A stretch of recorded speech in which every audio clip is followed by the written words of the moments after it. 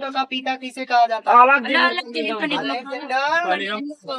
तो याद रखिएगा, हड़प्पा सभ्यता का जो सर्वेक्षण करता थे वो हमारे अलेक्जेंडर कनिंघम थे, AKG थे। कौन थे? अलेक्जेंडर कनिंघम जिसे क्या बनाया गया था आप लोग को पता होगा, भारतीय पुरातत्व का पिता। और क्वेश्चन भी आती है कि भारतीय पुरातत्व का पिता किसे कहते हैं?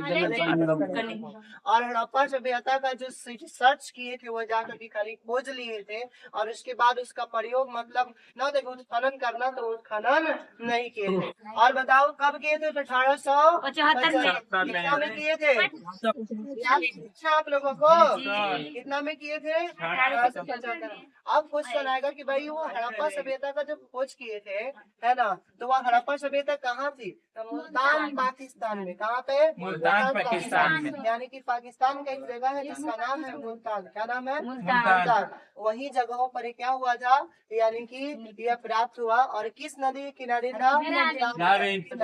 ऑब्जेक्टिव क्वेश्चन भी आती है कि हड़प्पा सभ्यता जो है वो किस नदी के कैसा हुआ है? रावी नदी के तट पर। यहाँ से उत्खनन से जो प्राप्त हुआ था वह नगर निर्माण योजना, यानी कि वहाँ से जब उत्खनन हुई तो हम लोग को पता चला कि वहाँ का नगर निर्माण जो है वह किस प्रकार का है, यानी कि वहाँ के लोग किस प्रकार से अपने घरों को किस व्यवस्थित प्रकार से क्या किया है, बनाए। उससे एक और चीज की पता चली हमको, सबसे पहले गढ़ी या क्या चीज का? दुर्ग का।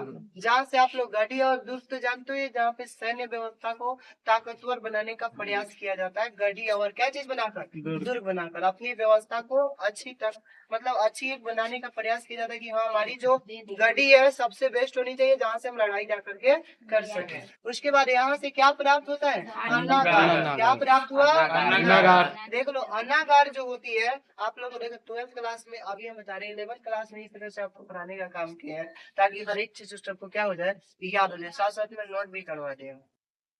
तो अन्नागार का मतलब क्या होता है? जहाँ पे अनाज रखे जाते थे। क्या रखे जाते थे? अनाज रखे जाते थे। आज से कोई भी क्वेश्चन आवे कि अन्नागार के बारे में, तो आप लोग समझ जाना कि अन्नागार का मतलब होता है कि उस जगह पर क्या रखी जाती होगी? अनाज। अब एक और चीज आप लोग पढ़े थे, रिवीजन कर लो ना, जो चीज आप लोग को मिल रही है। क्या चीज के बारे में? मोहनजोदड़ो। किसके बारे में? मोहनजोदड़ो। तो आपसे क्वेश्चन किया जाएगा कि बताओ मोहनजोदड़ो कहाँ है? तो हड़प्पा से 483 किलोमीटर दूर पर। कितना किलोमीटर? 483 किलोमीटर दूरी पर हमारा मोहनजोदड़ो है। और यह सिंधु नदी के पूर्वी तट पर बसे है। कौन से? सिंधु नदी के पूर्वी तट पर। ऑब्जेक्टिव क्वेश्चन आ सकती है, तो हम लोग लिखेंगे कि किस नदी के तट पर बसी? तो सिंधु। यह पाकिस्तान के कौन से जिला में? लारकाना जिला में यह मतलब स्थित है। और क्या कहा जाता है? इसे क्या कहा जाता है? मृतकों का टीला। मृतकों का टीला। सब यानी जल्दी कि पूछता है। क्वेश्चन आएगा कि मोहनजोदड़ो को सही बात कहा है। जाता है, तो मृतकों का टीला कहा जाता है। और यहीं से बड़े ही विशाल स्नानागार का क्या हुई है?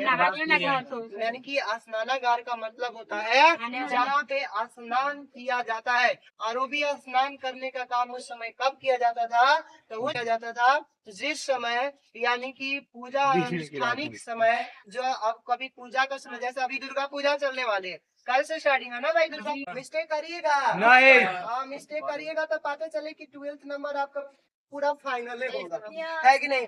एक और चीज आप लोग देख रहे होगा, चंद्रहुद्रो क्या दिया है? चंद्रहुद्रो। यानी कि चंद्रहुद्रो का मतलब कि यह स्थान मोहनजोदड़ो से 130 किलोमीटर। कितना किलोमीटर? 130 किलोमीटर। यानी कि यहाँ से लेकर पटना की उतना दूरी। यानी हम लोग अभी कहाँ पे? केसरिया में। कहाँ पे हैं? केसरिया। तो केसरिया से पटना की दूरी 120 किलोमीटर है, यानी कि 120 किलोमीटर है। उसी प्रकार से लगभग यहाँ से लगभग अंदर जाने पर 130 किलोमीटर। कितना होगी? 130 किलोमीटर होगी।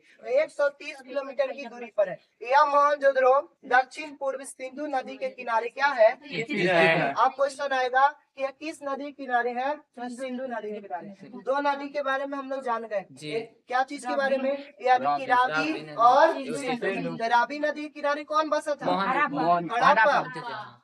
और मोहनजोदड़ो और चंद्रहुद्रो कौन से नदी? सिंधु नदी के किनारे। यह सिंध पाकिस्तान में स्थित है। अब बताओ चंद्रहुद्रो जो है, आप लोग से पूछा जाए कि चंद्रहुद्रो है कहाँ, तो आप लोग को पता होनी चाहिए चंद्रहुद्रो कहाँ पे है? पाकिस्तान में। कहाँ पे? पाकिस्तान में। तो चलो हम आप लोग देख रहे होइएगा, यही चंद्रहुद्रो है। है कि नहीं है। हड़प्पा सभ्यता का कुछ जगह जो आप लोग देखने के लिए मिल रही है, जो चंद मुद्रों के बारे में हम लोग थोड़ा सा नेटवर्क स्लो काम कर रही है ना, इसलिए आप देख ना लो ऐसे पूरा एक फील्डिंग टाइप से दिखाई दे रही है, इसमें घर और जैसे आप लोग देख रहे हैं यहाँ पर, देख रहे हैं कैसे घर आप लोग को देखने के लिए मिल रही है कि नहीं है। ये एक आपका चंद मुद्रा, क्या है, चंद मुद्रा, जो आपको देखने के लिए मिल रही है 1935 से कितना 36 में, यानी कि इसके बारे में रिसर्चमेंट किया गया था, जो आप लोग यहाँ देख सकते हो ये चंद मुद्रों के बारे में।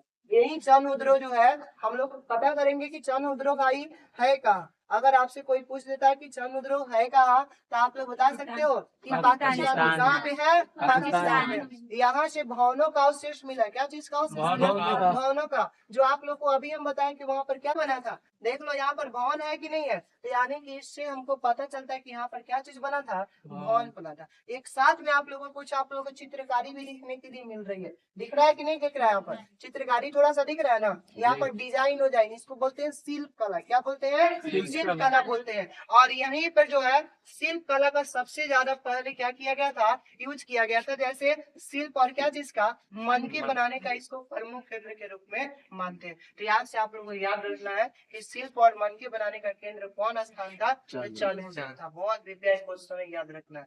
नेक्स्ट हम लोग चलते हैं अगला, जैसे कि थोड़ा सा और है, एक और पॉइंट हम लोग जान लेते हैं जिसके बारे में आप लोग जानते होइएगा, बहुत से बच्चे लोकसभा क्या चीज के बारे में, धौला बीघा के बारे में जब पढ़ाए थे, इसको समझ लेते हैं, रिविजन कर लेते हैं। यह गुजरात की किस खाड़ी के समीप स्थित है, तो खंबात की खाड़ी, कौन सा खाड़ी, खंबात की खाड़ी। और यहाँ दुकान एवं भवनों का क्या चला है, पता चला है। यानी कि यहाँ पर दुकान और भवन मिला, क्या चीज मिला है, दुकान और भवन। तो चलो इसको भी हम लोग देख लेंगे। वहाँ पे एक नाव आकर के, यानी कि व्यापारिक नाव आकर के वहाँ पर लगती थी, यानी कि अपने देश से अपने गुजरात में सामान लाई जाती थी और सामान लाद करके नाव पर दूसरे देश बेचने के लिए ले जाया जाता था। उसके बाद आपको एक और है धौलावीरा, यह स्थान कहाँ पे, गुजरात में कच्छ क्षेत्र में, कहाँ पे, कच्छ क्षेत्र में स्थित है। यहाँ गढ़ी के निर्माण में पत्थर का उपयोग किया गया था। क्वेश्चन आएगा कि सबसे पहले गढ़ी के निर्माण में पत्थर का उपयोग कहाँ किया गया था, तो आप लोग को बता देगा चीज, धौलावीरा। चलो नेक्स्ट क्वेश्चन है कि गढ़ी का मतलब होता क्या है।